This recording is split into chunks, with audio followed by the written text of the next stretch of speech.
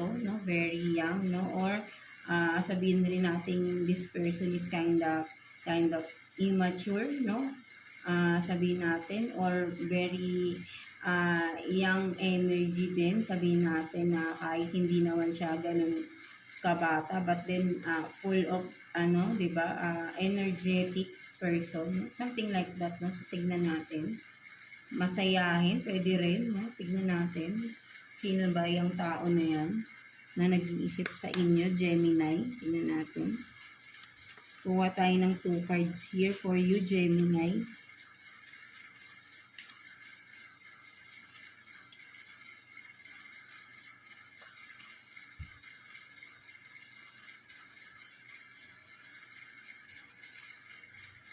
So you have this, the Hermit, and then 9 of Pentacles.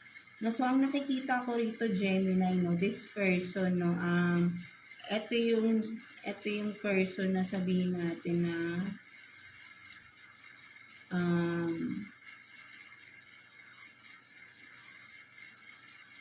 nagbigay ng, parang sabihin natin, ito yung person na nagbigay ng inspirasyon sa inyo, for some of you, Gemini, no? Etong tao na ito, no, for some of you, no? Kumbaga parang siya yung naging inspirasyon ninyo, no, kung sino man ito, no? So ito yung nagbigay ng parang bagong pag-asa, no? Na parang na-motivate kayo ng tao na ito, no, mga Gemini, no? So ayun yung nakikita ko rito, no? Ito yung taong nag-iisip sa inyo, someone na naging inspiration ninyo, naging motivation ninyo, na and this person is successful tong tao na ito, no, with the 9 of Pentacles here, no. So parang sabihin nating idolo mo, no, for some of you, no. So parang naging idol, 'di ba, no? So tingnan pa natin bakit niya kayo naiisip, no? Bakit niya kayo iniisip? Tingnan natin, no? So maybe kung sino man 'yan, 'di ba? Baka kaibigan niyo, or someone na mentor, pwede rin, 'di ba? Na naging inspirasyon ninyo, no, mga Gemini natin.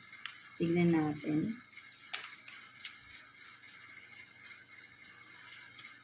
Bakit niya kayo naiisip?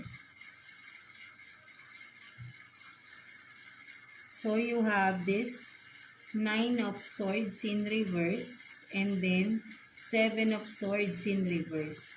Excuse. So, ang nakikita ko rito, no, Gemini, no, kaya niya kayo naiisip, no, parang naiisip niya is,